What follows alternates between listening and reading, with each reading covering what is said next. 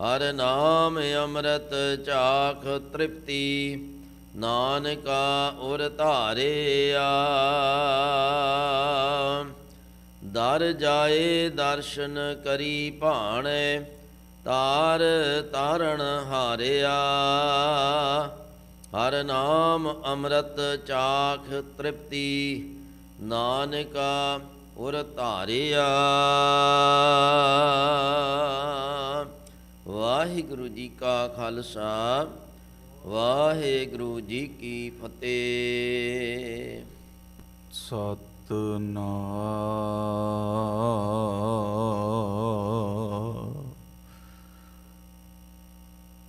श्री वाहिगुरु।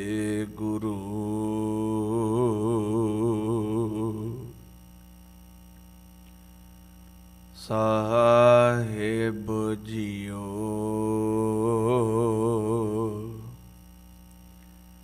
प्रभ दातो दातार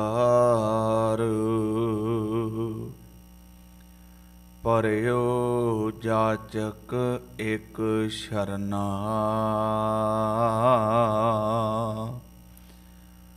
मिलै दान संत रेन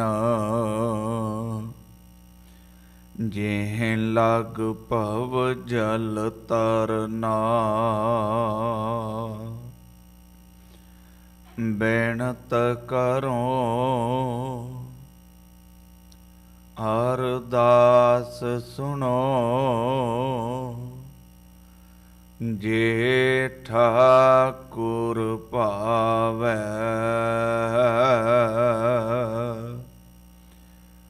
देहो दर्श मन जाओ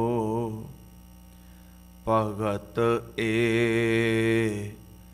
मन ठहरावै।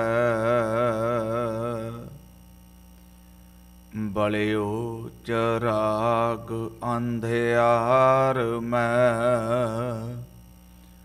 सब कल उधरी एक नाम धर्म। प्रगट सगल हर भवन में जन नानक गुर पार ब्रह्म। प्रगट सगल हर भवन में जन नानक गुर पार ब्रह्म।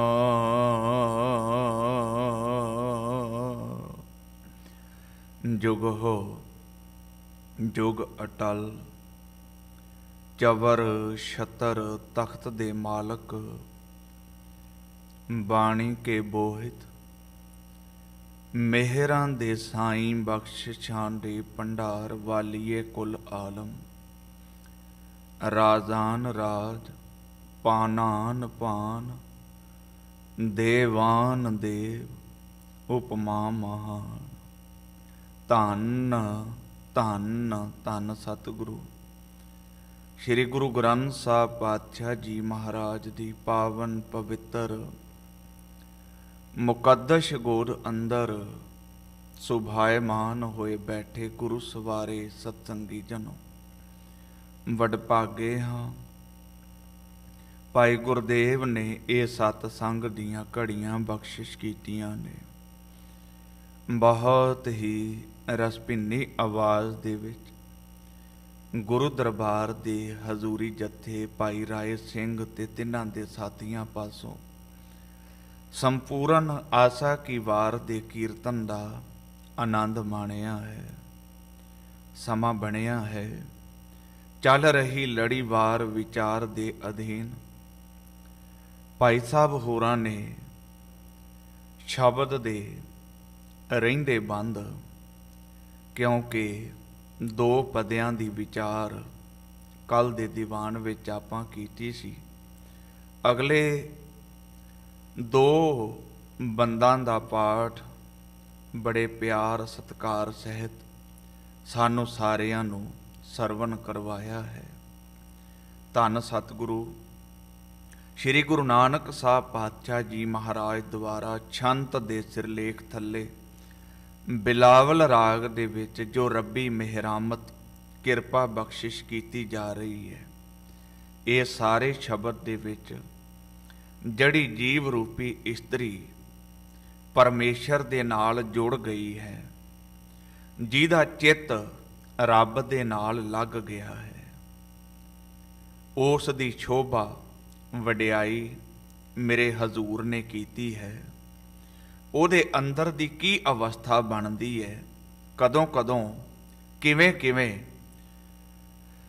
ਉਹ ਮਾਲਕ ਦੀ ਸਿਫਤੋ ਸਲਾਹ ਦੇ ਵਿੱਚ ਜੁੜ ਕੇ ਉਹਦੇ ਗੀਤ ਗਾਉਂਦੀ ਹੈ।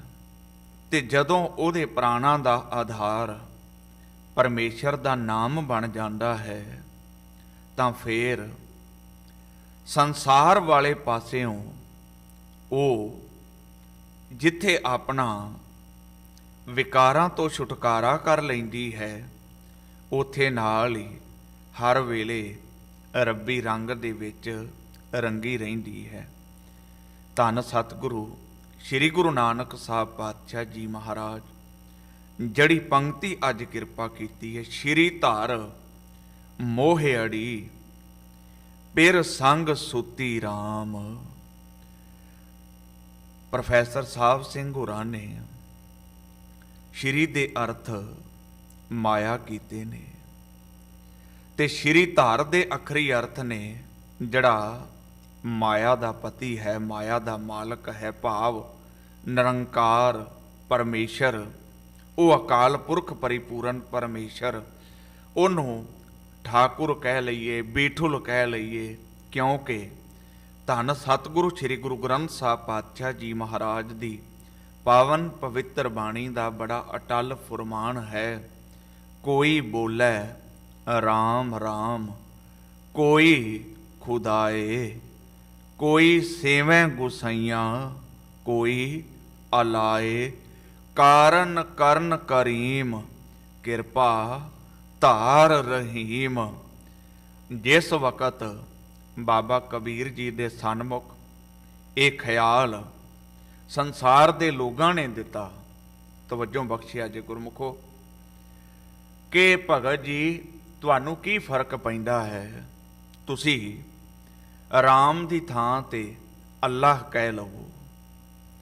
ਅੱਲਾ ਵੀ ਰੱਬ ਦਾ ਨਾਂ ਹੈ, ਰਾਮ ਵੀ ਰੱਬ ਦਾ ਨਾਂ ਹੈ, ਤੁਸੀਂ ਭਗਤੀ ਤੇ ਬੰਦਗੀ ਕਰਨੀ ਹੈ, ਸਿਮਰਨ ਕਰਨਾ ਹੈ। ਭਗਤ ਜੀ ਮੁਸਕਰਾਉਂਦਿਆਂ ਜਵਾਬ ਦਿੰਦਿਆਂ ਕਹਿਣ ਲੱਗੇ, ਗੱਲ ਤੁਹਾਡੀ ਬਿਲਕੁਲ ਦਰੁਸਤ ਹੈ ਕਿ ਮੈਨੂੰ ਉਸ ਮਾਲਕ ਨੂੰ, ਪਰਮੇਸ਼ਰ ਨੂੰ, ਰੱਬ ਨੂੰ ਕਿਸੇ ਵੀ ਨਾਂ ਦੇ ਨਾਲ ਚੇਤੇ ਕਰਦਿਆਂ ਹੋਇਆਂ ਕੋਈ ਫਰਕ ਨਹੀਂ ਪੈਂਦਾ। ਪਰ ਇਹ ਵੀ ਹਕੀਕਤ ਹੈ, ਅੱਜ ਤੁਸੀਂ ਮੇਰੇ ਕੋਲੋਂ ਆਰਾਮ ਅੱਖਰ ਛਡਵਾ ਰਹੇ ਹੋ, ਕੱਲ ਨੂੰ ਹੋ ਸਕਦਾ ਹੈ ਤੁਹਾਨੂੰ ਅੱਲਾ ਵੀ ਹਜਮ ਨਾ ਹੋਵੇ ਤੇ ਮੈਨੂੰ ਅੱਲਾ ਵੀ ਛੱਡਣ ਵਾਸਤੇ ਕਹੋ। ਤੁਹਾਡੀ ਗੱਲ ਸੁਣ ਕੇ ਮੈਨੂੰ ਐਵੇਂ ਲੱਗਦਾ ਪਿਆ ਹੈ ਜ਼ਬਾਨ ਮੇਰੀ ਹੋਵੇਗੀ, ਅੱਖਰ ਤੁਹਾਡੇ ਹੋਣਗੇ। ਤੇ ਇਹਨੂੰ ਬਾਬਾ ਕਬੀਰ ਜੀ ਨੇ ਗੁਰੂ ਗ੍ਰੰਥ ਸਾਹਿਬ ਦੇ ਵਿੱਚ ਬਖਸ਼ਿਸ਼ ਕੀਤੀ, ਕਹਿਣ ਲੱਗੇ, ਕਬੀਰ ਦੁਨੀ ਵਜਾਈ ਵੱਜਦੀ। ਦੁਨੀ ਵਜਾਈ ਵੱਜਦੀ ਦੇ ਅਖਰੀ ਅਰਥ ਨੇ, ਬਹੁਤਾਤ ਲੋਕ ਇਸ ਖਿਆਲ ਦੇ ਵਿੱਚ ਹੀ ਜ਼ਿੰਦਗੀ ਗੁਜ਼ਾਰ ਦਿੰਦੇ ਨੇ, ਭਾਈ ਜੋ ਹੁੰਦਾ ਹੋਣ ਦਿਓ, ਆਪਾਂ ਕੀ ਲੈਣਾ ਹੈ, ਜਾਂ ਸਾਨੂੰ ਇਸ ਗੱਲ ਦੇ ਨਾਲ ਕੀ ਫਰਕ ਪੈਂਦਾ ਹੈ। ਸਾਧ ਸੰਗਤ, ਮੈਂ ਕਿੰਨੀ ਵਾਰੀ ਇਹ ਗੱਲ ਵਿਚਾਰਦਾ ਹਾਂ, ਸੋਚਦਾ ਹਾਂ, ਤੇ ਇਸ ਗੱਲ ਨੂੰ ਸੋਚਣ ਤੋਂ ਬਾਅਦ ਸਦਕੇ ਜਾਣ ਨੂੰ ਜੀ ਕਰਦਾ ਹੈ, ਜਿਨ੍ਹਾਂ ਰੱਬ ਦੇ ਪਿਆਰਿਆਂ ਨੇ ਸਮਾਜ ਦੇ ਉਲਟ ਜਾ ਕੇ ਹਾਂ ਦਾ ਨਾਰਾ ਮਾਰਿਆ, ਜਿੱਥੇ ਲੋਕਾਂ ਦੇ ਭਲੇ ਵਾਸਤੇ ਉਹਨਾਂ ਨੂੰ ਸੁਚੇਤ ਕੀਤਾ, ਉੱਥੇ ਨਾਲ ਹੀ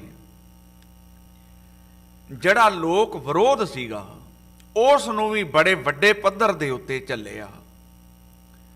ਡਾਕਟਰ ਹਰਪਾਲ ਸਿੰਘ ਪੰਨੂ ਹੋਰਾਂ ਦੀ ਪੁਸਤਕ ਹੈ ਸੰਸਾਰ ਦੇ ਧਰਮ। ਉਹਦੇ ਵਿੱਚ ਮਹਾਤਮਾ ਬੁੱਧ ਦੇ ਦੋ ਖਾਸ ਚੇਲੇ ਨੇ, ਪੂਰਨ ਤੇ ਆਨੰਦ। ਜਿਸ ਵਕਤ ਉਹ ਦੋਵੇਂ ਚੇਲੇ ਮਹਾਤਮਾ ਬੁੱਧ ਦੇ ਕੋਲੋਂ ਧਰਮ ਪ੍ਰਚਾਰ ਕਰਨ ਦੀ ਆਗਿਆ ਮੰਗਦੇ ਨੇ ਤੇ ਮਹਾਤਮਾ ਬੁੱਧ ਬੜਾ ਪ੍ਰਸੰਨ ਚਿੱਤ ਹੁੰਦਾ ਹੈ।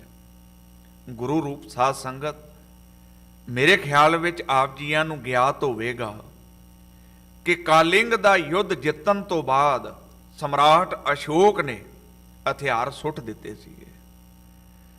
ਉਸ ਨੇ ਇੰਨੀ ਵੱਡੀ ਕਤਲੋਗਾਰਤ ਤੇ ਖੂਨ ਖਰਾਬਾ ਵੇਖ ਕੇ ਇਹ ਗੱਲ ਰਿਅਲਾਈਜ਼ ਕੀਤੀ, ਮਹਿਸੂਸ ਕੀਤੀ ਕਿ ਇਹ ਜਿੱਤ ਕੋਈ ਜਿੱਤ ਨਹੀਂ ਹੈ ਜਿਹੜੀ ਲੋਕਾਂ ਦੀਆਂ ਲਾਸ਼ਾਂ ਦੇ ਉੱਤੇ, ਲੋਕਾਂ ਦੇ ਖੂਨ ਦੇ ਉੱਤੇ ਹਾਸਲ ਕੀਤੀ ਜਾਏ।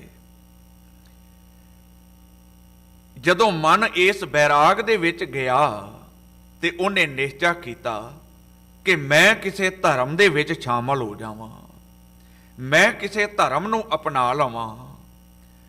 ਤੇ ਜਦੋਂ ਇਹ ਖਬਰ ਦੂਰ ਦੁਰੇਡੇ ਆਮ ਮਨੁੱਖ ਤੱਕ ਪੁੱਜੀ, ਕੋਈ ਦੁਨਿਆਵੀ ਪ੍ਰਚਾਰਕ ਨਹੀਂ ਸੀ ਜਿਨਨੇ ਰਾਜਾ ਅਸ਼ੋਕ ਨੂੰ ਆਪਣੇ ਧਰਮ ਵਿੱਚ, ਕਿਉਂਕਿ ਜਿੱਤਿਆ ਹੋਇਆ ਸੀ ਨਾ, ਆਪਣੇ ਵਿੱਚ ਸ਼ਾਮਲ ਕਰਨ ਦੀ ਕੋਸ਼ਿਸ਼ ਨਾ ਕੀਤੀ ਹੋਵੇ। ਪਰ ਜਿਸ ਵਕਤ ਪੂਰਨ ਤੇ ਆਨੰਦ ਪਹਿਲਾਂ ਮਹਾਤਮਾ ਬੁੱਧ ਦੇ ਕੋਲੋਂ ਧਰਮ ਪ੍ਰਚਾਰ ਕਰਨ ਦੀ ਆਗਿਆ ਲੈਣ ਵਾਸਤੇ ਜਾਂਦੇ ਨੇ ਤੇ ਮਹਾਤਮਾ ਬੁੱਧ ਉਹਨਾਂ ਨੂੰ ਕਹਿੰਦਾ, ਸੱਜਣੋ, ਤੁਹਾਨੂੰ ਇੱਕ ਇਮਤਿਹਾਨ ਦੇ ਵਿੱਚੋਂ ਲੰਘਣਾ ਪਏਗਾ। ਦੋਵੇਂ ਕਹਿਣ ਲੱਗੇ, ਜੀ ਅਸੀਂ ਬਿਲਕੁਲ ਤਿਆਰ ਹਾਂ, ਤੁਸੀਂ ਹੁਕਮ ਲਾਓ। ਤੇ ਮੇਰੇ ਖਿਆਲ ਦੇ ਵਿੱਚ ਬਹੁਤਾਤ ਵਾਰੀ ਬੰਦਾ ਇਹ ਸੋਚਦਾ ਹੈ, ਖਾਸ ਤੌਰ ਦੇ ਉੱਤੇ ਮਾਰਕਸਵਾਦ ਤੇ ਕਮਿਊਨਿਜ਼ਮ ਦੀ ਵਿਆਖਿਆ ਜਿਵੇਂ ਦੁਨੀਆ ਦੇ ਵਿੱਚ ਕੀਤੀ ਜਾ ਰਹੀ ਹੈ, ਤੇ ਬਹੁਤ ਸਾਰੇ ਲੋਕ ਉਸ ਗੱਲ ਤੋਂ ਪ੍ਰਭਾਵਿਤ ਹੁੰਦੇ ਨੇ, ਕਿਉਂਕਿ ਤਰਕ ਹੈ ਜਿਹੜਾ ਉਹ ਮਤਲਬ ਇੱਕਦਮ ਅਪੀਲ ਕਰਦੀ ਹੈ ਗੱਲ ਵੀ ਇਹ ਕਿਵੇਂ ਹੋ ਸਕਦਾ ਹੈ। ਤੇ ਬਹੁਤੀ ਵਾਰੀ ਮਨੁੱਖ ਇਹ ਵੀ ਸੋਚਦਾ ਹੈ ਕਿ ਧਾਰਮਿਕ ਜਗਤ ਦੇ ਵਿੱਚ ਪ੍ਰਵੇਸ਼ ਕਰਨ ਵਾਲੇ ਬੰਦੇ ਨੂੰ ਉਹ ਜਹੀਨ ਤੇ ਲਤੀਫ ਬੁੱਧੀ ਪ੍ਰਾਪਤ ਹੀ ਨਹੀਂ ਹੁੰਦੀ, ਜਦੋਂ ਕਿ ਸੱਚਾਈ ਇਸ ਤੋਂ ਉਲਟ ਹੈ। ਮੇਰੀ ਬੇਨਤੀ ਵੱਲ ਧਿਆਨ ਦਿਆ ਜੇ, ਇਕਾਗਰਤਾ ਬਖਸ਼ਿਆ ਜੇ। ਮਹਾਤਮਾ ਬੁੱਧ ਪਹਿਲਾ ਸਵਾਲ ਕਰਦਾ ਹੈ ਪੂਰਨ ਤੇ ਆਨੰਦ ਨੂੰ। ਕੀ ਸਵਾਲ ਕਰਦਾ ਹੈ?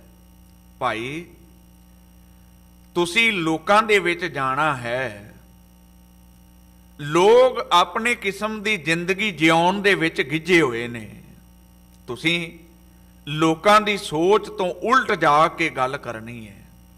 ਜਿਹੜੀਆਂ ਆਦਤਾਂ ਉਹਨਾਂ ਦੀਆਂ ਪੱਕੀਆਂ ਨੇ ਉਹ ਛਡਵਾਣੀਆਂ ਨੇ ਜਾਂ ਬਦਲਣੀਆਂ ਨੇ। ਗੁਰੂ ਰੂਪ ਸਾਧ ਸੰਗਤ, ਗੁਰੂ ਗ੍ਰੰਥ ਸਾਹਿਬ ਦੇ ਵਿੱਚ ਤੇ ਇੱਥੋਂ ਤੱਕ ਮਹਾਰਾਜ ਨੇ ਕਿਰਪਾ ਕੀਤੀ ਜੇ, ਮਨ ਤਗੜਾ ਕਰਕੇ ਸੁਣਿਆ ਜੇ ਬਚਨ। ਮਹਾਰਾਜ ਕਹਿੰਦੇ ਨੇ, ਜਿਹਦਾ ਮਨ ਮਾਇਆ ਤੋਂ ਪ੍ਰਭਾਵਿਤ ਹੋ ਗਿਆ ਨਾ, ਹਜ਼ੂਰ ਕਹਿੰਦੇ ਉਹ ਅੰਨਾ ਵੀ ਹੈ ਤੇ ਉਹ ਬੋਲਾ ਵੀ ਹੈ। ਸੱਚੇ ਪਾਤਸ਼ਾਹ ਮਹਾਰਾਜ ਕੀ ਉਹਦੀਆਂ ਅੱਖਾਂ ਨਹੀਂ ਕੰਮ ਕਰਦੀਆਂ? ਹਜ਼ੂਰ ਕਹਿਣ ਲੱਗੇ, ਨਹੀਂ, ਅੱਖਾਂ ਤਾਂ ਕੰਮ ਕਰਦੀਆਂ ਨੇ, ਅੱਖਾਂ ਵਿੱਚ ਜੋਤ ਵੀ ਹੈ, ਪਰ ਉਹਦੇ ਮਨ ਉੱਤੇ ਮਾਇਆ ਦਾ ਇੰਨਾ ਪ੍ਰਭਾਵ ਹੈ ਵੀ ਕੋਈ ਉਹਦੇ ਸਾਹਮਣੇ ਮਰਦਾ ਵੀ ਪਿਆ ਹੋਵੇ ਉਹਨੇ ਬੌਦਰ ਨਹੀਂ ਕਰਨੀ, ਉਹਨੇ ਉਹਦੇ ਦੁੱਖ ਵਿੱਚ ਸ਼ਰੀਕ ਨਹੀਂ ਹੋਣਾ ਜਾਂ ਉਹਦੇ ਦੁੱਖ ਨੂੰ ਮਹਿਸੂਸ ਨਹੀਂ ਕਰਨਾ।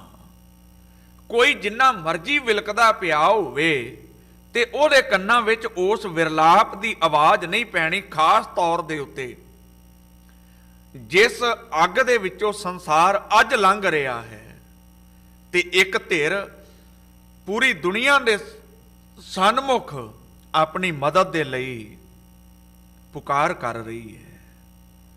ਧੰਨ ਸਤਿਗੁਰੂ ਸ੍ਰੀ ਗੁਰੂ ਗ੍ਰੰਥ ਸਾਹਿਬ ਨੇ ਬੋਲ ਕਿਰਪਾ ਕੀਤੇ, ਮਾਇਆ ਧਾਰੀ ਅੱਤ। ਅੱਤ ਲਫ਼ਜ਼ ਉਦੋਂ ਵਰਤਿਆ ਜਾਂਦਾ ਹੈ ਜਦੋਂ ਸ਼ਿਖਰ ਹੋ ਜਾਏ ਕਿਸੇ ਗੱਲ ਦੀ, ਆਮ ਹਾਲਾਤਾਂ ਵਿੱਚ ਨਹੀਂ ਵਰਤਦੇ ਆਪਾਂ ਕਹਿੰਦੇ ਆ ਨਾ ਵੀ ਫਲਾਣ ਨੇ ਬੜੀ ਅੱਤ ਚੁੱਕੀ ਹੋਈ ਸੀ।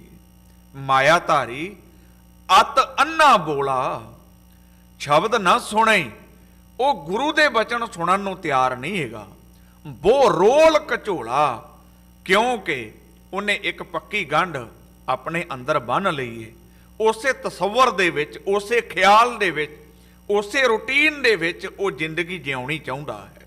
ਵਾਪਸ ਆ ਜਾਈਏ, ਮਹਾਤਮਾ ਬੁੱਧ ਪੂਰਨ ਤੇ ਆਨੰਦ ਨੂੰ ਸਵਾਲ ਕਰ ਰਿਹਾ ਵੀ ਭਾਈ ਤੁਸੀਂ ਲੋਕਾਂ ਦੀ ਸੋਚ ਦੇ ਉਲਟ ਗੱਲ ਕਰਨੀ ਹੈ। ਮੈਨੂੰ ਦੱਸੋ, ਤੁਸੀਂ ਦੋਵੇਂ ਹੀ, ਜੇ ਲੋਕੀ ਤੁਹਾਨੂੰ ਬੁਰਾ ਭਲਾ ਕਹਿਣਗੇ ਤੇ ਤੁਸੀਂ ਕੀ ਕਰੋਗੇ? ਗੁਰੂ ਰੂਪ ਸਾਧ ਸੰਗਤ ਦੋਵਾਂ ਦਾ ਬੜੇ ਗਜਬ ਦਾ ਜਵਾਬ ਸੀ। ਕਹਿਣ ਲੱਗੇ ਮਹਾਤਮਾ ਜੀ ਕਰਨਾ ਕੀ ਹੈ? ਲੋਕਾਂ ਦੇ ਨਜ਼ਰੀਏ ਨੂੰ, ਸੋਚ ਨੂੰ ਬਦਲਣਾ ਕੋਈ ਸੌਖਾ ਥੋੜਾ ਹੈ, ਤੇ ਖਾਸ ਤੌਰ ਦੇ ਉੱਤੇ ਇਹ ਸਬਜੈਕਟ, ਇਹ ਵਿਸ਼ਾ ਜਿਹੜਾ ਧਰਮ ਵਾਲਾ, ਇਹਦੇ ਵਿੱਚ ਲੈ ਕੇ ਆਉਣਾ ਕਿਸੇ ਨੂੰ ਤੇ ਡਾਢਾ ਹੈ। ਕਰਨਾ ਕੀ ਹੈ? ਅਸੀਂ ਰੱਬ ਦਾ, ਪਰਮੇਸ਼ਰ ਦਾ, ਅਕਾਲ ਪੁਰਖ ਦਾ ਤੁਹਾਡਾ ਧੰਨਵਾਦ ਕਰਾਂਗੇ ਵੀ ਅਸੀਂ ਲੋਕਾਂ ਦੇ ਉਲਟ ਬੋਲਦੇ ਹਾਂ। ਲੋਕ ਫੇਰ ਵੀ ਕਿੱਡੇ ਚੰਗੇ ਨੇ, ਸਾਨੂੰ ਮਾਰਦੇ ਤੇ ਨਹੀਂ ਨਾ, ਸਿਰਫ ਜ਼ਬਾਨ ਨਾਲ ਹੀ ਕਹਿੰਦੇ ਨੇ। ਤੇ ਮਹਾਤਮਾ ਜੀ ਕਹਿਣ ਲੱਗੇ ਅਗਲਾ ਸਵਾਲ, ਜੇ ਕਿਸੇ ਨੂੰ ਗੁੱਸਾ ਆ ਜਾਏ ਤੇ ਉਹ ਹੱਥ ਚੁੱਕ ਲੈ। ਇੱਕ ਨਾ ਹੋਰ ਬੜੀ ਵੱਡੀ ਵਿਡੰਬਨਾ ਹੈ ਸਾਡੇ ਸਮਾਜ ਦੀ। ਗਿਆਨ ਦਾ ਤਾਂ ਅਸੀਂ ਕੁਝ ਕਰ ਨਹੀਂ ਸਕਦੇ, ਨੌਲੇਜ ਦਾ, ਨੌਲੇਜ ਨੂੰ ਨਾ ਸੱਟ ਮਾਰੀ ਜਾ ਸਕਦੀ ਹੈ, ਨਾ ਤੋੜਿਆ ਜਾ ਸਕਦਾ, ਨਾ ਭੰਨਿਆ ਜਾ ਸਕਦਾ। ਤੇ ਫਿਰ ਗੁੱਸਾ ਪਤਾ ਕਿਹਦੇ ਤੇ ਨਿਕਲਦਾ? ਜਿਹੜਾ ਉਸ ਗਿਆਨ ਦੀ ਗੱਲ ਕਰ ਰਿਹਾ ਹੈ। ਫਿਰ ਟਾਰਗੇਟ ਨੌਲੇਜ ਨੂੰ ਨਾ ਕਰਕੇ, ਨੌਲੇਜ ਨੂੰ ਟਾਰਗੇਟ ਕਿਵੇਂ ਕਰੇਗਾ ਬੰਦਾ? ਨੌਲੇਜ ਦੇ ਨਾਲ। ਨੌਲੇਜ ਕਿਵੇਂ ਆਏਗੀ?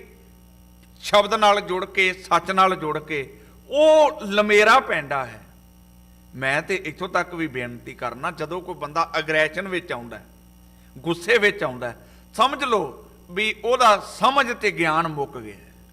ਤੇ ਜਦੋਂ ਹੱਥ ਚੁੱਕਣ ਤੱਕ ਨੌਬਤ ਜਾਂਦੀ ਹੈ, ਫਿਰ ਤਾਂ ਸਮਝ ਲਓ ਨਾ ਵੀ ਉਹ ਕਾਇਦਾ ਹੀ ਨਹੀਂ ਪੜਿਆ, ਜਿਹਨੂੰ ਗੁਰੂ ਗ੍ਰੰਥ ਸਾਹਿਬ ਜੀ ਕਹਿੰਦੇ ਨੇ ਰੋਸ ਨਾ ਕੀਜੈ ਉੱਤਰ ਦੀਜੈ, ਕਿਉਂ ਪਾਈਐ ਗੁਰਦੁਆਰੋ।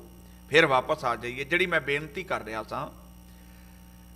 ਤੇ ਮਹਾਤਮਾ ਜੀ ਨੇ ਤੀਜਾ ਸਵਾਲ ਕੀਤਾ, ਜੇ ਲੋਕ ਬੁਰਾ ਭਲਾ ਕਹਿਣਗੇ ਕੀ ਕਰੋਗੇ? ਜੇ ਮਾਰਨ ਕੁੱਟਣਗੇ ਫੇਰ ਕੀ ਕਰੋਗੇ?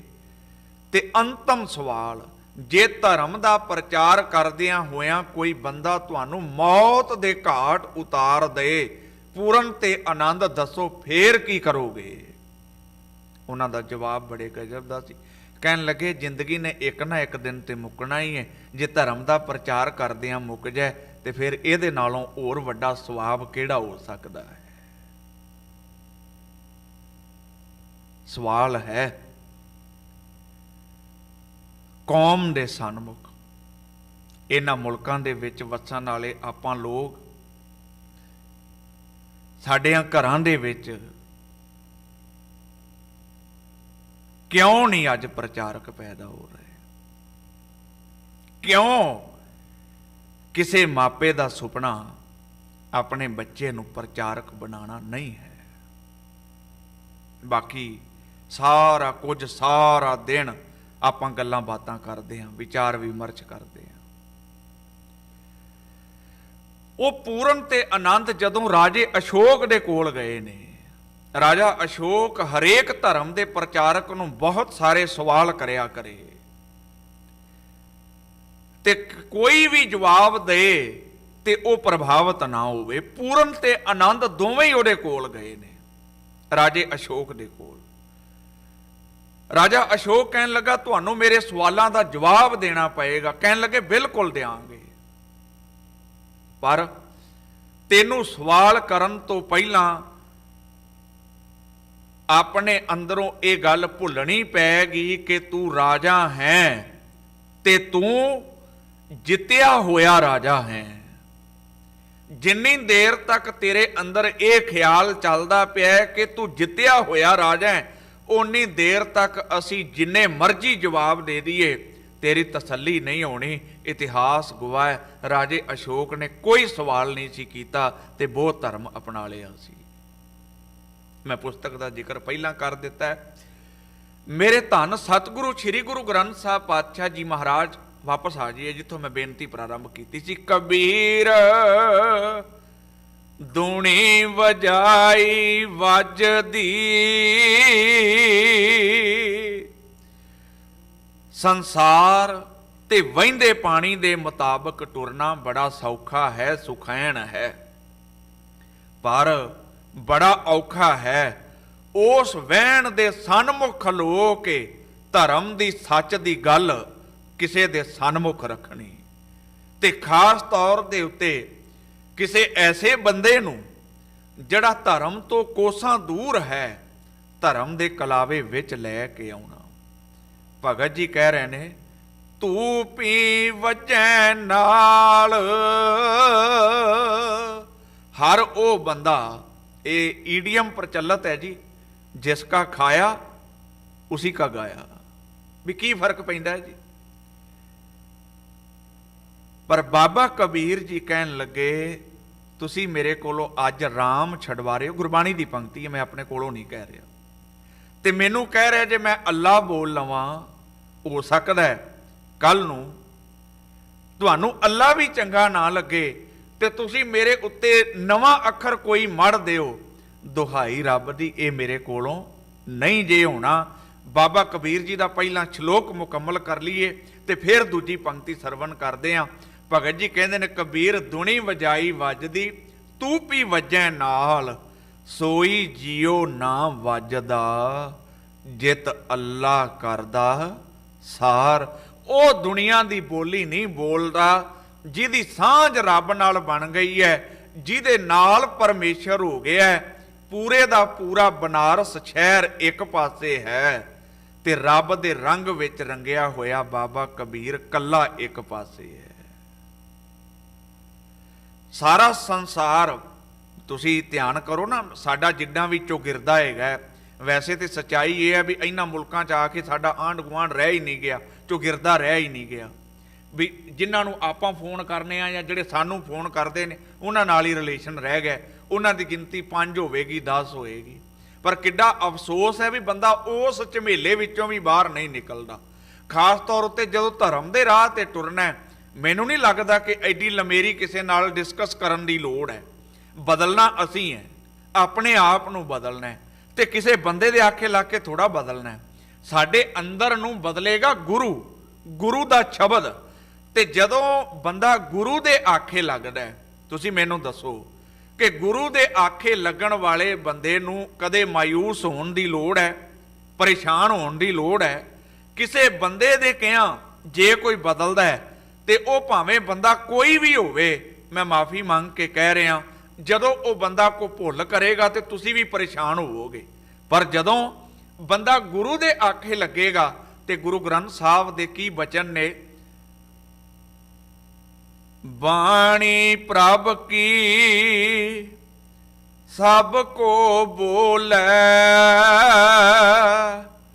ਆਪ ਅਡੋਲ। ਇਹ ਖਾਸੀਅਤ ਹੈ ਗੁਰੂ ਗ੍ਰੰਥ ਸਾਹਿਬ ਦੀ, ਇਹ ਖਾਸੀਅਤ ਹੈ ਭਗਤ ਸਾਹਿਬਾਨ ਦੀ, ਭੱਟ ਸਾਹਿਬਾਨ ਦੀ, तमाम ਉਹਨਾਂ ਗੁਰਸਿੱਖਾਂ ਦੀ ਜਿਨ੍ਹਾਂ ਦੀ ਬਾਣੀ ਗੁਰੂ ਗ੍ਰੰਥ ਸਾਹਿਬ ਦੇ ਵਿੱਚ ਦਰਜ ਹੈ। ਆਪ ਅਡੋਲ, ਉਸੇ ਦ੍ਰਿੜਤਾ ਦਾ ਹੀ ਤੇ ਨਿਸ਼ਚਾ ਹੈ ਕਿ ਜਦੋਂ ਰੱਬ ਦਾ ਭਗਤ ਕੋਈ ਸਟੈਂਡ ਲੈ ਜਾਂਦਾ ਹੈ। ਅੱਜ ਜਿਸ ਮਾਜਰੇ ਦੇ ਵਿੱਚ ਸਾਡੀ ਦੌੜ ਲੱਗੀ ਹੋਈ ਹੈ, ਛੋਟੇ ਸਾਹਿਬਜ਼ਾਦਿਆਂ ਨੂੰ, ਬਾਬਾ ਜੋਰਾਵਰ ਸਿੰਘ, ਬਾਬਾ ਫਤਿਹ ਸਿੰਘ ਨੂੰ ਕੀ ਇਹ ਆਫਰਾਂ ਨਹੀਂ ਸਨ ਮਿਲੀਆਂ? ਸੁਕਰਾਤ ਨੂੰ ਜਦੋਂ ਜ਼ਹਿਰ ਦਾ ਪਿਆਲਾ ਦਿੱਤਾ ਜਾਂਦਾ ਹੈ, ਸੁਣਿਆ ਜੇ ਬੇਨਤੀ ਨੂੰ, ਬੜੀ ਪਿਆਰੀ ਘਟਨਾ ਹੈ, ਤੇ ਉਹਨੂੰ ਸਮਝਣ ਵਾਲੇ, ਉਹਨੂੰ ਜਾਣਨ ਵਾਲੇ ਲੋਕ ਰੋਂਦੇ ਨੇ, ਪਰੇਸ਼ਾਨ ਹੁੰਦੇ ਨੇ ਵੀ ਐਡਾ ਸਿਆਣਾ ਬੰਦਾ। ਲੋਕ ਇਹਦੀ ਗੱਲ ਨੂੰ ਸਮਝ ਨਹੀਂ ਰਹੇ, ਸਗੋਂ ਇਹਨੂੰ ਵੋਟਾਂ ਤੇ ਆਧਾਰਿਤ ਗਿਣਤੀ ਦੇ ਨਾਲ ਫੈਸਲਾ ਲੈ ਕੇ ਮੌਤ ਦੇ ਘਾਟ ਉਤਾਰ ਰਹੇ ਨੇ। ਤੇ ਜਿਹਨੂੰ ਮੌਤ ਦੇ ਘਾਟ ਉਤਾਰਿਆ ਜਾ ਰਿਹਾ ਹੈ, ਇਹ ਗੱਲ ਸਾਹਿਬਜ਼ਾਦਿਆਂ ਦੇ ਨਾਲ ਵੀ ਕੀਤੀ ਗਈ, ਜਲਾਦ ਸਾਸਲ ਬੇਗ ਬਾਸਲ ਬੇਗ ਨੇ ਵੀ ਕੀਤੀ, ਵਜ਼ੀਰ ਖਾਨ ਨੇ ਵੀ ਕੀਤੀ, ਹੋਰ ਵੀ ਕਈਆਂ ਨੇ ਕੀਤੀ। ਸੁਕਰਾਤ ਨੂੰ ਵੀ ਕਿਹਾ ਗਿਆ, ਕੀ ਕਿਹਾ ਗਿਆ? ਵੀ ਭਾਈ ਤੈਨੂੰ ਕੀ ਫਰਕ ਪੈਂਦਾ? ਇਹ ਲੋਕ ਤੇਰੇ ਉਲਟ ਨੇ, ਇਹਨਾਂ ਬਗਾਵਤ ਕਰਤੀ, ਤੈਨੂੰ ਮੌਤ ਦੇ ਘਾਟ ਉਤਾਰ ਦੇਣਾ, ਤੇਰੀ ਜ਼ਿੰਦਗੀ ਬਚ ਜਾਏਗੀ, ਤੂੰ ਇਹ ਮੁਲਕ ਛੱਡ ਕੇ ਕਿਸੇ ਹੋਰ ਮੁਲਕ ਚਲਾ ਜਾ। ਸੁਕਰਾਤ ਦਾ ਜਵਾਬ ਬੜੇ ਗਜਬ ਦਾ ਸੀ। ਉਹ ਕਹਿੰਦਾ, ਸੱਜਣੋ ਗੱਲ ਇਹ ਹੈ, ਮੈਨੂੰ ਸਮਝ ਪੈ ਗਈ ਹੈ ਸੱਚ ਦੀ, ਤੇ ਕਹਿੰਦਾ ਵੀ ਮੈਂ ਜਿੱਥੇ ਵੀ ਜਾਵਾਂਗਾ ਸੱਚ ਦੀ ਖਾਸੀਅਤ ਹੀ ਇਹ ਹੈ, ਮੇਰੇ ਕੋਲੋਂ ਸੱਚ ਬੋਲਿਆ ਜਾਣਾ ਹੈ, ਸੱਚ ਮੇਰੇ ਮੂੰਹੋਂ ਨਿਕਲ ਜਾਣਾ ਹੈ। ਤੇ ਜਿੱਥੇ ਜਾਵਾਂਗਾ ਸੁਭਾਅ ਉੱਥੇ ਵੀ ਲੋਕਾਂ ਦਾ ਇਹਨਾਂ ਵਰਗਾ ਹੀ ਹੋਏਗਾ। ਜਿਹੜੇ ਵੀ ਮੁਲਕ ਮੈਂ ਜਾਵਾਂਗਾ ਉਹਨਾਂ ਵੀ ਮੈਨੂੰ ਮਾਰਨਾ ਹੀ ਹੈ। ਇੱਕ ਦਾਨੇ ਸੱਜਣ ਦੇ ਬੋਲ ਨੇ, ਕਹਿੰਦਾ ਸੱਚ ਨੂੰ ਦੱਬਣ ਲੋਗ ਦੱਬਿਆ ਜਾਵੇ ਨਾ, ਝੂਠ ਨੂੰ ਕੱਜਣ ਲੋਗ ਕੱਜਿਆ ਜਾਵੇ ਨਾ, ਸੱਚ ਆਖੇ ਜਿੱਤ ਪੀਤਾ ਛੱਡਿਆ ਜਾਵੇ ਨਾ, ਝੂਠ ਆਖੇ ਸਭ ਭਰਮ ਚੱਲਿਆ ਜਾਵੇ ਨਾ। ਇਸ ਕਸ਼ਮਕਸ਼ ਵਿੱਚ ਸੰਸਾਰ ਉਲਝਿਆ, ਜੇ ਆਵੇ ਸੱਚ ਕੋਲ ਤਾਂ ਝਗੜਾ ਸੁਲਝਿਆ। ਸੱਚ ਤਾਂ ਪਰ ਜਾਣੀਐ ਜਾਂ ਹਿਰਦੈ ਸੱਚਾ ਹੋਏ, ਕੂੜ ਕੀ ਮਲ ਉਤਰੈ ਤਨ ਕਰੇ ਹੱਛਾ ਧੋਏ। ਹੁਣ ਸੁਕਰਾਤ ਆਪਣੇ ਜਾਣਨ ਵਾਲਿਆਂ ਨੂੰ ਪਤਾ ਕੀ ਕਹਿੰਦਾ ਹੈ? ਕਹਿੰਦਾ ਸੱਜਣੋ, ਬੰਦੇ ਦਾ ਜੀਵਨ ਬੰਦੇ ਦੇ ਥਾਟ ਨੇ, ਬੰਦੇ ਦੇ ਵਿਚਾਰ ਨੇ। ਸਾਧ ਸੰਗਤ, ਜਦੋਂ ਜਪਜੀ ਸਾਹਿਬ ਨਾਲ ਤੁਹਾਡਾ ਪਿਆਰ ਵਾਲਾ ਰਿਸ਼ਤਾ ਬਣ ਗਿਆ ਨਾ, ਤੁਹਾਨੂੰ ਕਦੇ ਵੀ ਨਹੀਂ ਲੱਗਣਾ ਕਿ ਗੁਰੂ ਨਾਨਕ ਸਾਹਿਬ ਸਾਥੋਂ ਵੱਖ ਹੈ, ਕਦੇ ਵੀ ਨਹੀਂ ਲੱਗਣਾ। ਤੁਹਾਨੂੰ ਐਵੇਂ ਲੱਗਣਾ ਹੈ ਜਿਵੇਂ ਗੁਰੂ ਅਰਜਨ ਸਾਹਿਬ ਸਾਡੀ ਉਂਗਲ ਫੜ ਕੇ ਸਾਨੂੰ ਦੁਨੀਆ ਦੇ ਵਿੱਚ ਟੁਰਨਾ ਸਿਖਾ ਰਿਹਾ ਹੈ, ਸਾਨੂੰ ਰਹਿਣਾ ਸਿਖਾ ਰਿਹਾ ਹੈ, ਸਾਨੂੰ ਬੋਲਣਾ ਸਿਖਾ ਰਿਹਾ ਹੈ। ਜੇ ਮਨੁੱਖ ਗੁਰੂ ਦੇ ਕੋਲੋਂ ਸਿੱਖਿਆ ਲੈਣੀ ਚਾਹਵੇ, ਜੇ ਅਸੀਂ ਸਿੱਧਾ ਸੰਬੰਧ ਗੁਰੂ ਦੀ ਪਾਵਨ ਪਵਿੱਤਰ ਬਾਣੀ ਦੇ ਨਾਲ ਬਣਾ ਲਈਏ, ਕੀ ਜਵਾਬ ਹੈ ਸੁਕਰਾਤ ਦਾ? ਉਹ ਕਹਿੰਦਾ ਹੈ, ਤੁਹਾਨੂੰ ਲੱਗਦਾ ਹੈ ਕਿ ਇਸ ਜ਼ਹਿਰ ਦੇ ਪਿਆਲੇ ਨਾਲ ਮੈਂ ਮਰ ਜਾਵਾਂਗਾ? ਤੁਸੀਂ ਬਿਲਕੁਲ ਗਲਤ ਸੋਚਦੇ ਹੋ। ਮੈਂ ਜ਼ਿੰਦਗੀ ਨੂੰ ਰੱਜ ਕੇ ਮਾਣਿਆ ਤੇ ਹੰਢਾਇਆ ਹੈ, ਰੱਜ ਕੇ ਜੀਵਿਆ ਹੈ, ਤੇ ਮੈਂ ਇੱਕੋ ਅਖੀਰਲਾ ਸਵਾਦ ਹੈ ਜਿਹੜਾ ਮੇਰੇ ਚਖਣ ਵਾਲਾ ਰਹਿ ਗਿਆ, ਜਿਹਨੂੰ ਸੰਸਾਰ ਮੌਤ ਕਹਿੰਦੀ ਹੈ। ਮੈਂ ਅੱਜ ਉਹ ਸਵਾਦ ਤੁਹਾਡੇ ਸਾਹਮਣੇ ਚਖਣਾ ਚਾਹੁੰਦਾ, ਪਰ ਮੇਰੀ ਇੱਕ ਗੱਲ ਯਾਦ ਰੱਖਿਆ ਜੇ, ਨਾ ਇਹਨਾਂ ਲੋਕਾਂ ਦੇ ਨਾ ਕਿਸੇ ਹੋਰ ਦੇ ਮਾਰਿਆਂ ਮੈਂ ਮਰਾਂਗਾ। ਮੈਂ ਇਸ ਸੰਸਾਰ ਦੇ ਵਿੱਚ ਜ਼ਹਿਰ ਦਾ ਪਿਆਲਾ ਪੀ ਕੇ ਅਮਰ ਹੋ ਜਾਵਾਂਗਾ। ਸੁਕਰਾਤ ਨੂੰ ਦੁਨੀਆ ਵਿੱਚ ਪਤਾ ਕਿਵੇਂ ਯਾਦ ਕਰਦੇ ਨੇ? ਸੁਕਰਾਤ ਨੂੰ ਯਾਦ ਕੀਤਾ ਜਾਂਦਾ ਹੈ, ਕਿਸੇ ਬੰਦੇ ਨੇ ਧਰਤੀ ਉੱਤੇ ਜਨਮ ਲਿਆ ਹੋਵੇ ਤੇ ਉਹਨੇ ਸੂਰਜ ਨਾ ਵੇਖਿਆ ਹੋਵੇ। ਗਿਆਨ ਦੀ ਦੁਨੀਆ ਦੇ ਵਿੱਚ ਸੂਰਜ ਨਾ ਵੇਖਣ ਵਾਲੇ ਨੂੰ ਸੁਕਰਾਤ ਦੇ ਨਾਲ ਤਸ਼ਬੀਹ ਦਿੱਤੀ ਹੈ। ਜਿਹੜਾ ਸੁਕਰਾਤ ਨੂੰ ਨਹੀਂ ਜਾਣਦਾ, ਜਿਹਨੇ ਸੁਕਰਾਤ ਨੂੰ ਨਹੀਂ ਪੜ੍ਹਿਆ, ਉਹਨੇ ਗਿਆਨ ਦਾ ਕੋਈ ਵੀ ਅੱਖਰ ਹਾਸਲ ਨਹੀਂ ਕੀਤਾ। ਐਡਾ ਵੱਡਾ ਨਾਂ ਹੈ ਸੁਕਰਾਤ ਦਾ ਗਿਆਨ ਦੀ ਦੁਨੀਆ ਵਿੱਚ, ਇਨਫੋਰਮੇਸ਼ਨ, ਜਾਣਕਾਰੀ, ਸਮਝ ਦੇ ਪੱਧਰ ਦੇ ਉੱਤੇ। ਫਿਰ ਮੇਰੀ ਬੇਨਤੀ ਨੂੰ ਸਰਵਣ ਕਰਿਆ ਜੇ। ਮੈਂ ਪਹਿਲਾਂ ਇਹ ਲਫ਼ਜ਼ ਦੁਹਰਾਏ ਨੇ, ਮੈਂ ਗੁਸਤਾਖੀ ਲੱਗਾ ਕਰਨ, ਦੁਬਾਰਾ ਕਹਿਣ ਲੱਗਾ,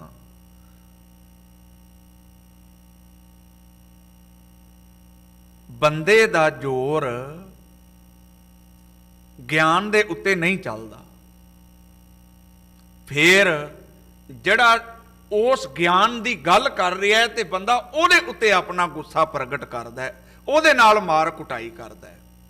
ਤੇ ਬਾਬਾ ਕਬੀਰ ਜੀ ਦੇ ਬੋਲ ਨੇ ਗੁਰੂ ਗ੍ਰੰਥ ਸਾਹਿਬ ਵਿੱਚ, ਜਿੱਥੋਂ ਸਾਰੀ ਗੱਲ ਆਪਾਂ ਸ਼ੁਰੂ ਕੀਤੀ ਸੀ, ਛੋੜ ਰਾਮ ਕੀ ਨਾ ਭਜੈ ਖੁਦਾਏ। ਭਗਤ ਜੀ, ਤੁਹਾਨੂੰ ਕੀ ਫਰਕ ਪੈਂਦਾ ਹੈ? ਤੁਸੀਂ ਰਾਮ ਰਾਮ ਕਹਿਣਾ ਛੱਡ ਕੇ ਖੁਦਾ ਖੁਦਾ ਕਹਿਣਾ ਸ਼ੁਰੂ ਕਰਦੇ ਹੋ।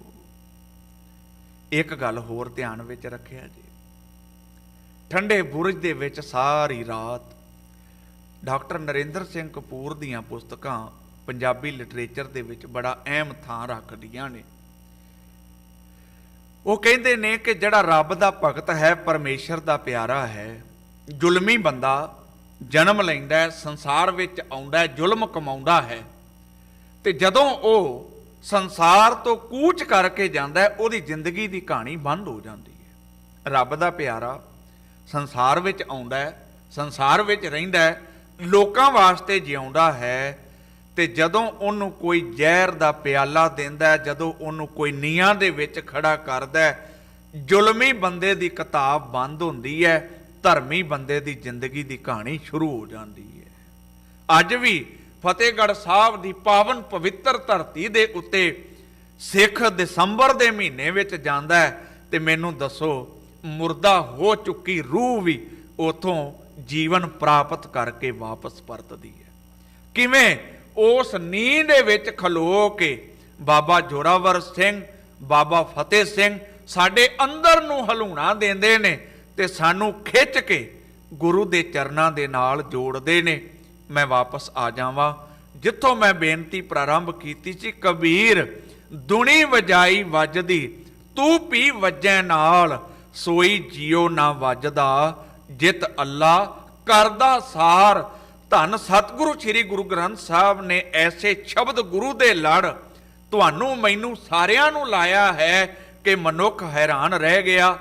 ਮਾਤਾ ਗੁਜਰੀ ਜੀ ਗੁਰੂ ਕੇ ਛੋਟੇ ਲਾਲ ਸਾਰੀ ਰਾਤ ਠੰਡੇ ਬੁਰਜ ਦੇ ਵਿੱਚ ਬਤੀਤ ਕਰਦੇ ਨੇ ਤੇ ਇਹ ਵਿਲੱਖਣ ਬਖਸ਼ਿਸ਼ ਮੇਰੇ ਸਾਹਿਬ ਨੇ ਇਸ ਸੰਸਾਰ ਦੇ ਉੱਤੇ ਕੀਤੀ ਹੈ। ਉਹ ਕੀ ਹੈ?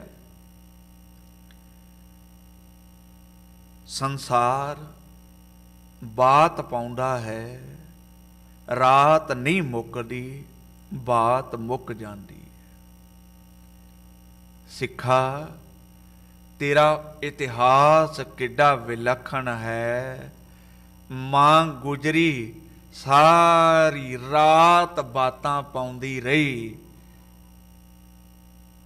ਬਾਤ ਨਹੀਂ ਮੁੱਕੀ ਤੇ ਰਾਤ ਮੁੱਕ ਗਈ। ਐਸਾ ਸਾਡਾ ਫਲਸਫਾ ਹੈ। ਸਾਡੀਆਂ ਪੁਸਤਕਾਂ ਦਾ ਨਾਂ ਹੀ ਖੂਨ ਸ਼ਹੀਦਾਂ ਦਾ। ਇਹ ਆਪਣੇ ਆਪ ਦੇ ਵਿੱਚ ਹੀ ਵਿਲੱਖਣ ਬਖਸ਼ਿਸ਼ ਹੈ ਕਿ ਜ਼ਮੀਰ ਨੂੰ ਮਾਰ ਕੇ ਜਿਉਣ ਦੇ ਨਾਲੋਂ ਚੰਗਾ ਹੈ। ਅੱਜ ਇਤਿਹਾਸ ਦਾ ਉਹ ਵੀ ਸੁਨਹਿਰੀ ਦਿਨ ਹੈ। ਦੁਪਹਿਰ ਦੇ ਦੀਵਾਨ ਵਿੱਚ ਇਸ ਸੰਦਰਭ ਦੇ ਵਿੱਚ ਮੈਂ ਬੇਨਤੀ ਜ਼ਰੂਰ ਕਰਾਂਗਾ। ਜਦੋਂ ਜਲਿਆਂਵਾਲੇ ਬਾਗ ਦੇ ਵਿੱਚ ਵੇਲੇ ਦੇ ਹੁਕਮਰਾਨ, ਜਿਹਨੂੰ ਉਸ ਵਕਤ ਜਰਨਲ ਉਡਵਾਇਰ ਦੇ ਨਾਂ ਨਾਲ ਜਾਣਿਆ ਜਾਂਦਾ ਸੀ, ਲੋਕਾਂ ਦੇ ਇਕੱਠ ਦੇ ਉੱਤੇ ਗੋਲੀਆਂ ਚਲਾ ਕੇ ਮੌਤ ਦੇ ਘਾਟ ਉਤਾਰਿਆ 1919 ਦੇ ਵਿੱਚ ਸ਼ਹੀਦ ਊਧਮ ਸਿੰਘ, ਜਿਸ ਨੇ ਲੰਡਨ ਵਿੱਚ ਜਾ ਕੇ ਉਸ ਨੂੰ ਉਸ ਦੇ ਕੀਤੇ ਕਰਮਾਂ ਦਾ ਜਿਹੜਾ ਫਲ ਸੀ ਉਹ ਦਿੱਤਾ। ਉਸ ਨੂੰ ਦੱਸਿਆ ਕਿ ਜੇ ਸਿੱਖ ਦੇ ਨਾਲ ਵਧੀਕੀ ਹੋਵੇਗੀ, ਮੈਂ ਅੱਜ ਦੀ ਤਰੀਕ ਦੇ ਵਿੱਚ ਬੜੀ ਜ਼ਿੰਮੇਵਾਰੀ ਨਾਲ ਇਹ ਗੱਲ ਕਹਿਣੀ ਚਾਹੁੰਦਾ, ਜਿੰਨਾ ਫਾਰਮਰ ਐਜੀਟੇਸ਼ਨ ਦੇ ਰੂਪ ਵਿੱਚ ਮੌਜੂਦਾ ਹੁਕਮ ਨੂੰ ਤੁਸੀਂ ਪਰੇਸ਼ਾਨ ਕੀਤਾ, ਉਹਨਾਂ ਬੜੀ ਵਾਰੀ ਸੋਚਿਆ ਕਿ ਅਸੀਂ ਕਿਉਂ ਨਾ ਖੁਰਦ-ਬੁਰਦ ਕਰ ਦਈਏ ਸਾਰਾ ਕੁਝ। ਪਰ ਫਿਰ ਰਾਜਪਾਲ ਸਤਪਾਲ ਮਲਕ ਉਹਦੇ ਬਿਆਨ ਵਾਰ-ਵਾਰ ਉਹਨਾਂ ਨੂੰ ਝੰਜੋੜਦੇ ਰਹੇ ਵੀ ਇਹ ਪੀੜ੍ਹੀ ਦਰ ਪੀੜ੍ਹੀ ਕੌਮ ਕਦੇ ਆਪਣੇ ਇਤਿਹਾਸ ਨੂੰ ਨਹੀਂ ਭੁੱਲਦੀ। ਜਿੱਥੇ ਵੀ ਕੋਈ ਹੋਵੇ ਉੱਥੇ ਜਾ ਕੇ ਉਸ ਦੁਸ਼ਟ ਨੂੰ ਉਹਦੇ ਕਰਮਾਂ ਦੀ ਸਜ਼ਾ ਸੋਧਾ ਲਾ ਕੇ। ਇੱਥੇ ਇੱਕ ਗੱਲ ਹੋਰ ਧਿਆਨ ਵਿੱਚ ਰੱਖਿਆ ਜੇ, ਸਿੱਖੀ ਦੇ ਵਿੱਚ ਬਦਲੇ ਦੀ ਭਾਵਨਾ ਨਹੀਂ ਹੈ। ਹਾਂ, ਪਰਮੇਸ਼ਰ ਨੇ ਇਹ ਕਿਰਪਾ ਬਖਸ਼ਿਸ਼ ਸਿੱਖ ਦੇ ਉੱਤੇ ਕੀਤੀ ਹੈ, ਜਦੋਂ ਕੋਈ ਜ਼ੁਲਮ ਦੀ ਇੰਤਹਾ ਕਰਦਾ ਹੈ ਤੇ ਫਿਰ ਮੇਰੇ ਗੁਰੂ ਨੇ ਇਹ ਸਾਨੂੰ ਬੋਲ ਵੀ ਕਿਰਪਾ ਕੀਤੇ, ਨਾਲ ਸ਼ਮਸ਼ੀਰ ਵੀ ਹੱਥ ਦੇ ਵਿੱਚ ਫੜਾਈ। ਚੁੰਕਾਰ ਅੱਜ ਹਮਾ ਹਿਲਤੇ ਦਰਗੁਜਸ਼ ਹਲਾਲ ਅਸਤ ਬੁਰਦਨ ਬਾ ਸ਼ਮਸ਼ੀਰ ਦਸਤ। ਤੇ ਇੱਕ ਨੌਜਵਾਨ ਸੱਜਣ ਜਿਹੜਾ ਬੜੀ ਚਮਕ ਦਮਕ ਦੀ ਦੁਨੀਆ ਦੇ ਵਿੱਚ ਰਹਿੰਦਾ ਸੀ, ਜਿਸ ਨੇ ਸਿੱਖੀ ਫਲਸਫੇ ਨੂੰ ਪੜ੍ਹਿਆ, ਜਦੋਂ ਕਰੋਨਾ ਵਾਇਰਸ ਫੈਲਿਆ, ਲੋਕਾਂ ਦੇ ਕੋਲ ਇਕੱਲੇ ਰਹਿਣ ਦਾ ਸਬੱਬ ਬਣਿਆ, ਉਹਦੀ ਸਾਂਝ ਸ਼ਬਦ ਨਾਲ ਬਣੀ। ਉਹਦੇ ਬਾਬਤ ਉਹਦੇ ਨਜ਼ਦੀਕੀ ਸੱਜਣ, ਰਾਤ ਵੀ ਮੇਰੀ ਉਹਨਾਂ ਨਾਲ ਗੱਲ ਹੋ ਰਹੀ ਸੀ, ਭਾਈ ਅਮਰਦੀਪ ਸਿੰਘ ਹੋਰਾਂ ਨਾਲ, ਕਹਿਣ ਲੱਗੇ ਕਿ ਉਹ ਨਿਊਯਾਰਕ ਅਕਸਰ ਸ਼ਾਪਿੰਗ ਕਰਨ ਵਾਸਤੇ ਜਾਂਦਾ ਸੀ, ਟਿਸ਼ੂ ਦੇ ਨਾਲ ਮਤਲਬ ਟੈਬ ਨੂੰ ਖੋਲਦਾ ਸੀਗਾ, ਆਮ ਬੰਦੇ ਨੂੰ ਹੱਥ ਮਿਲਾਉਣ ਤੋਂ ਗੁਰੇਜ਼ ਕਰਦਾ ਸੀਗਾ। ਜਦੋਂ ਗੁਰੂ ਕਾਇਆ ਕਲਪ ਕਰਦਾ, ਕਿਵੇਂ ਉਹ ਆਮ ਸਧਾਰਨ ਲੋਕਾਂ ਦੇ ਵਿੱਚ ਜਾ ਕੇ ਬੈਠਾ, ਕਿਵੇਂ ਬੜੀ ਬੇਬਾਕੀ ਦੇ ਨਾਲ ਸਿੱਖੀ ਫਲਸਫਾ ਧਰਮ ਦੀ ਗੱਲ ਸੰਸਾਰ ਦੇ ਸਨਮੁਖ ਉਜਾਗਰ ਕੀਤੀ। ਅੱਜ ਦੇ ਦਿਨ ਸ਼ਹੀਦ ਊਧਮ ਸਿੰਘ ਨੇ ਜਰਨਲ ਡਾਇਰ ਨੂੰ ਜਾ ਕੇ ਦੱਸਿਆ ਕਿ ਗੁਰੂ ਨਾਨਕ ਦਾ ਸਿੱਖ ਕੌਣ ਹੁੰਦਾ ਹੈ, ਤੇ ਜੇ ਗੁਰੂ ਦੇ ਸਿੱਖਾਂ ਦੇ ਨਾਲ ਕੋਈ ਵਧੀਕੀ ਕਰਦਾ ਹੈ ਤੇ ਮੇਰਾ ਗੁਰੂ ਕੇਵਲ ਬਾਬਰ ਨੂੰ ਮੂੰਹ ਦੇ ਉੱਤੇ ਹੀ ਜਾਬਰ ਨਹੀਂ ਕਹਿੰਦਾ। ਅੱਜ ਗੁਰੂ ਰੂਪ ਸਾਧ ਸੰਗਤ ਸਾਡੀ ਕਥਾ ਦਾ ਵਿਸ਼ਾ ਸੀਗਾ ਕਿ ਜਿਹੜੇ ਨਾਮ ਦੇ ਰਸੀਏ ਨੇ ਉਹ ਪਰਮੇਸ਼ਰ ਦੇ ਨਾਲ ਸਾਂਝ ਬਣਾ ਕੇ ਕਿਵੇਂ ਸਾਰੀ ਜ਼ਿੰਦਗੀ ਚੜ੍ਹਦੀ ਕਲਾ ਦੇ ਵਿੱਚ ਬਤੀਤ ਕਰਦੇ ਨੇ।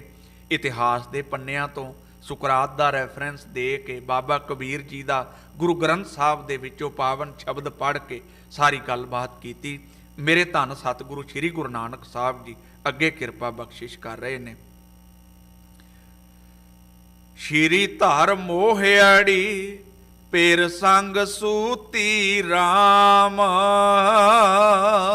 ਸ਼੍ਰੀ ਦੇ ਅਖਰੀ ਅਰਥ ਨੇ ਮਾਇਆ, ਧਾਰ ਦੇ ਅਖਰੀ ਅਰਥ ਨੇ ਮਾਇਆ ਦਾ ਪਤੀ, ਮਾਇਆ ਦਾ ਮਾਲਕ, ਭਾਵ ਅਕਾਲ ਪੁਰਖ ਪਰਮੇਸ਼ਰ ਨਿਰੰਕਾਰ। ਹਜ਼ੂਰ ਬਖਸ਼ਿਸ਼ ਕਰ ਰਹੇ ਨੇ। ਇਹ ਸਾਧ ਸੰਗਤ ਚੇਤੇ ਰੱਖਿਆ ਜੇ, ਆਪਾਂ ਵਿਦੇਸ਼ ਵਿੱਚ ਰਹਿੰਦੇ ਆ, ਆਪਾਂ ਨੂੰ ਕਿੰਨੇ ਲੋਕ ਰੋਜ਼ ਮਿਲਦੇ ਨੇ, ਗਲੀ ਮੁਹੱਲੇ ਟੱਪਦੇ ਆ, ਸ਼ਾਪਿੰਗ ਕਰਦੇ ਆ, ਗਰੋਸਰੀ ਕਰ, ਆਪਾਂ ਘਰ ਜਾ ਕੇ ਹਰੇਕ ਦਾ ਜ਼ਿਕਰ ਥੋੜਾ ਕਰਨੇ ਆ। ਅਸੀਂ ਜ਼ਿਕਰ ਕਿਹਦਾ ਕਰਨੇ ਆ? ਜਿਹਦੇ ਪ੍ਰਭਾਵ ਨੂੰ ਸਾਡਾ ਮਨ ਕਬੂਲ ਲੈਂਦਾ ਹੈ, ਭਾਵੇਂ ਗੁਣ ਕਰਕੇ ਹੋਵੇ, ਭਾਵੇਂ ਰੰਗ ਕਰਕੇ ਹੋਵੇ, ਭਾਵੇਂ ਕੱਪੜਿਆਂ ਕਰਕੇ, ਕੁਆਲਿਟੀ ਕੋਈ ਵੀ ਹੋ ਸਕਦੀ ਹੈ। ਅਗਲੀ ਬੇਨਤੀ, ਜਿਹਦੇ ਤੋਂ ਸਾਡਾ ਮਨ ਪ੍ਰਭਾਵਿਤ ਹੁੰਦਾ ਹੈ ਉਹਨੂੰ ਅਸੀਂ ਘਰ ਜਾ ਕੇ ਚੇਤੇ ਕਰਦੇ ਹਾਂ, ਉਹਦੀ ਗੱਲਬਾਤ ਕਰਦੇ ਹਾਂ। ਜਿੰਨਾ ਜ਼ਿਆਦਾ ਕਿਸੇ ਨੂੰ ਚੇਤੇ ਕਰਦੇ ਹਾਂ ਉਨੀ ਸਾਡੀ ਉਹਦੇ ਨਾਲ ਸਾਂਝ ਬਣਦੀ ਹੈ। ਇਟ ਡਜ਼ ਨਾਟ ਮੀਨਸ ਉਹ ਪੋਜ਼ਿਟਿਵ ਹੋਵੇ ਨੈਗੇਟਿਵ ਹੋਵੇ। ਰਿਲੇਸ਼ਨ ਬਾਉਂਡ ਸਟਰੋਂਗ ਹੁੰਦਾ ਹੈ, ਉਹ ਭਾਵੇਂ ਸਾਂਝ ਦਾ ਹੋਵੇ ਭਾਵੇਂ ਵਿਰੋਧਾਭਾਸ ਦਾ ਹੋਵੇ। ਵਿਰੋਧੀ ਸਗੋਂ ਜ਼ਿਆਦਾ ਸਾਡੇ ਮਾਈਂਡ ਵਿੱਚ ਉਹਦੀ ਸਪੇਸ ਹੁੰਦੀ ਹੈ, ਵੀ ਬੰਦਾ ਉਹਦੀ ਗੱਲ ਵੀ ਜ਼ਿਆਦਾ ਕਰਦਾ ਹੈ, ਉਹਦੇ ਤੇ ਨਿਗਾਹ ਵੀ ਜ਼ਿਆਦਾ ਰੱਖਦਾ ਹੈ। ਮੈਂ ਇਹ ਬੇਨਤੀ ਕਿਉਂ ਕਰ ਰਿਹਾ? ਜਿਹਦੇ ਪ੍ਰਭਾਵ ਨੂੰ ਸਾਡੇ ਮਨ ਨੇ ਨਹੀਂ ਕਬੂਲਿਆ, ਅਸੀਂ ਉਹਦਾ ਕਦੇ ਜ਼ਿਕਰ ਨਹੀਂ ਕਰਦੇ, ਅਸੀਂ ਉਹਦੇ ਗੱਲ ਨਹੀਂ ਕਰਦੇ। ਤੇ ਜਿਹਦੀ ਜਿੰਨੀ ਜ਼ਿਆਦਾ ਗੱਲ ਕਰਨੇ ਆ ਉਨਾ ਉਹਦੇ ਨਾਲ ਸਾਡਾ ਪਿਆਰ ਬਣਦਾ ਹੈ, ਮੁਹੱਬਤ ਬਣਦੀ। ਤੇ ਗੁਰਮਤ ਗਾਡੀ ਰਾਹ ਕੀ ਹੈ? ਸਾਚ ਕਹੋ ਸੁਣ ਲੇਹੋ ਸਭ ਹੈ। ਮੈਨੂੰ ਮਾਫ ਕਰਿਆ ਜੇ, ਮੇਰੇ ਪੈਰਾਂ ਥੱਲੋਂ ਜ਼ਮੀਨ ਖਿਸਕ ਜਾਂਦੀ ਜਦੋਂ ਮੈਂ ਇਹ ਪੰਕਤੀ ਪੜ੍ਹਦਾ। ਜਦੋਂ ਗੁਰੂ ਗੋਬਿੰਦ ਸਿੰਘ ਵਰਗੇ ਰਹਿਬਰ ਨੂੰ ਵੀ ਇਹ ਗੱਲ ਕਹਿਣੀ ਪਵੇ ਨਾ, ਭਾਈ ਤਬਾਰ ਕਰ ਲਿਆ ਜੇ ਮੈਂ ਸੱਚ ਕਹਿੰਦਾ ਪਿਆ, ਇਹਦਾ ਮਤਲਬ ਕਿ ਮਨ ਬੜਾ ਢੀਠ ਹੈ।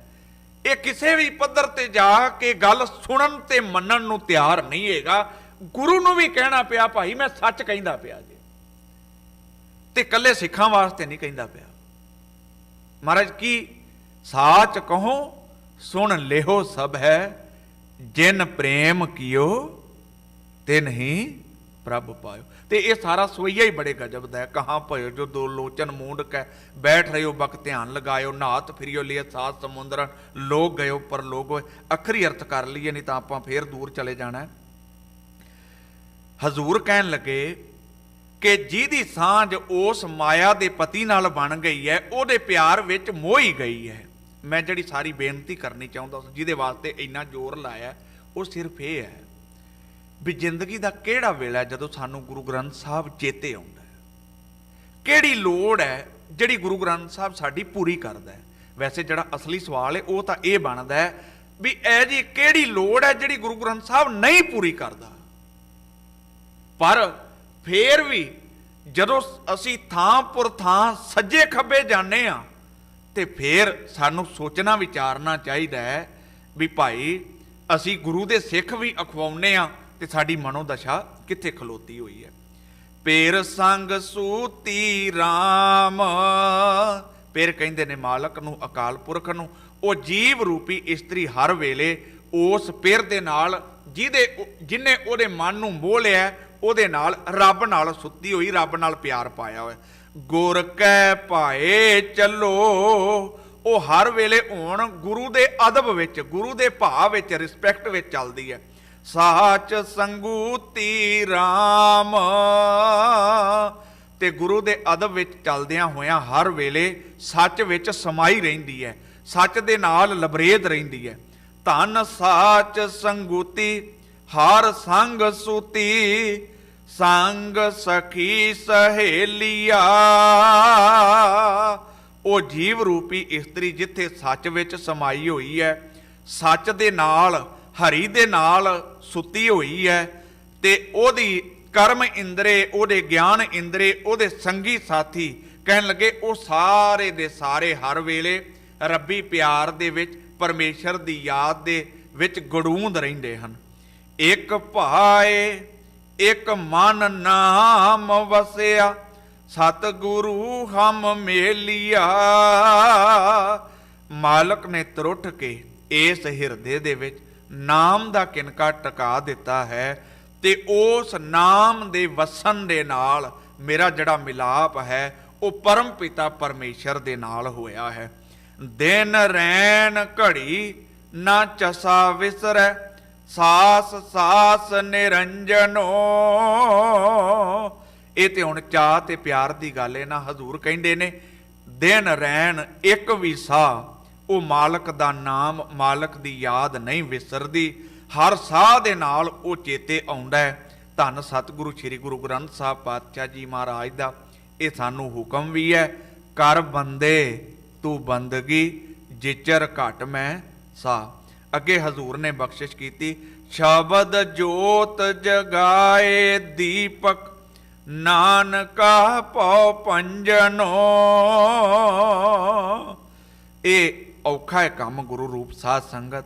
ਜਿਨ੍ਹਾਂ ਵੀ ਰੱਬ ਦੇ ਪਿਆਰਿਆਂ ਨੇ ਇਸ ਜ਼ਿੰਦਗੀ ਵਿੱਚ ਸ਼ਬਦ ਦਾ ਦੀਵਾ ਬਾਲ ਲਿਆ, ਸ਼ਬਦ ਦੀ ਜੋਤ ਜਗਾ ਲਈ ਹੈ। ਗੁਰੂ ਗ੍ਰੰਥ ਸਾਹਿਬ ਦੇ ਬੋਲ ਨੇ, ਦੀਵਾ ਬਲੈ ਅੰਧੇਰਾ ਜਾਏ।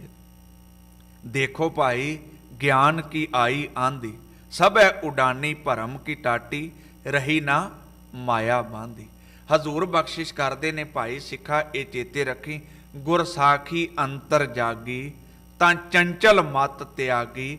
ਗੁਰ ਸਾਖੀ ਕਾ ਉਜਿਆਰਾ, ਤਾਂ ਮਿਟਿਆ ਸਗਲ ਅੰਧਿਆਰਾ। ਧੰਨ ਸਤਿਗੁਰੂ ਸ੍ਰੀ ਗੁਰੂ ਗ੍ਰੰਥ ਸਾਹਿਬ ਜੀ ਕਿਰਪਾ ਬਖਸ਼ਿਸ਼ ਕਰਨ। ਅਗਲਾ ਬੰਦ ਕੱਲ ਦੇ ਦੀਵਾਨ ਵਿੱਚ ਕਰਾਂਗੇ।